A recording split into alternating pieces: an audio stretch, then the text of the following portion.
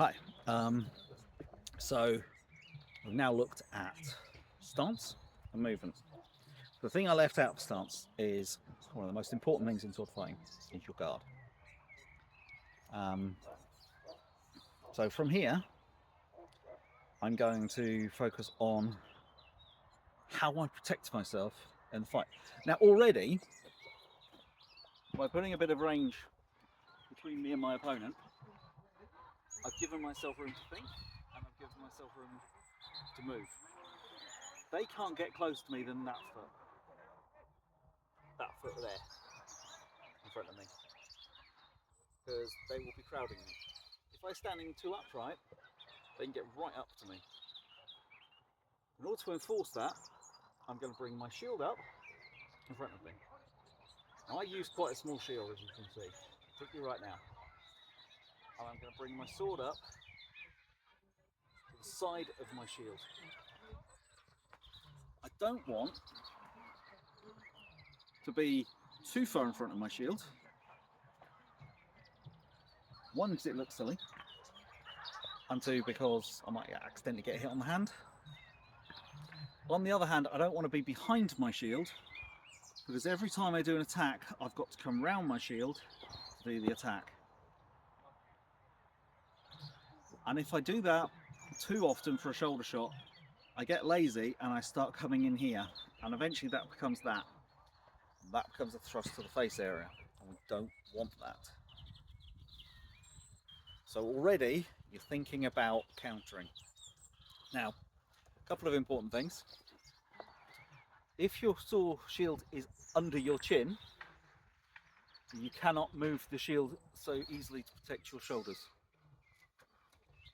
Also, if it's under your chin, you may hit your chin. If at any point in time you can look down and see the colours of your own shield, that shield is angled so it is pointing towards your face. If a blow comes in too hard for whatever reason, you just happen to be in the way of an arrow, someone misjudges it, someone gets pushed, the force of that blow is going to travel up to your face. So always in front of your chin, and you can see the back of your shield, not the front. That angle is very important. If someone's throwing javelins or things that you tend to angle down slightly, if a spear blow comes in really hard, you really do want to get that down. Well, it's much easier if you're already in the right position. At least you've got that give before it hits your face. And the other thing is your weapon. Most trainers will teach you to be here. You're just getting some protection from your shield, your hand. Your shield itself is close enough to protect your shoulders, and you can drop down to protect your legs. If I step further away so you can see my legs, I can drop there very easily, and I can fight from here. Now what I teach with a sword is to angle it across. It does two things. One, it gives you a more immediate defense for your head. It's not easy to hit my head. If someone's thrusting at my face, they've got to literally come under my guard. At that point, I'm justified in moving away, telling them off afterwards, or even dropping down to block it down if I have to.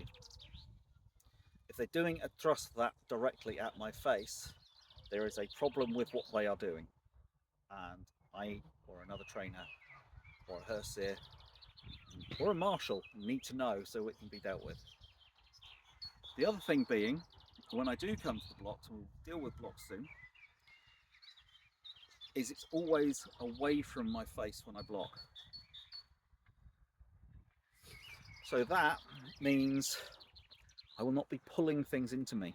I will not be causing headshots on myself. I will not be causing problems for my opponents by complaining they're hitting me in the head when I've taken control of their weapon.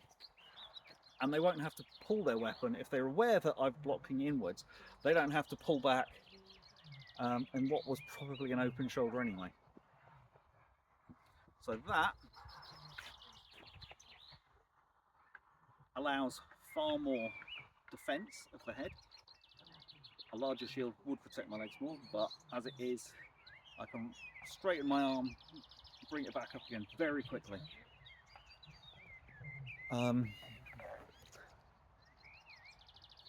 That's kind of the essentials of trying to keep myself safe in a fight.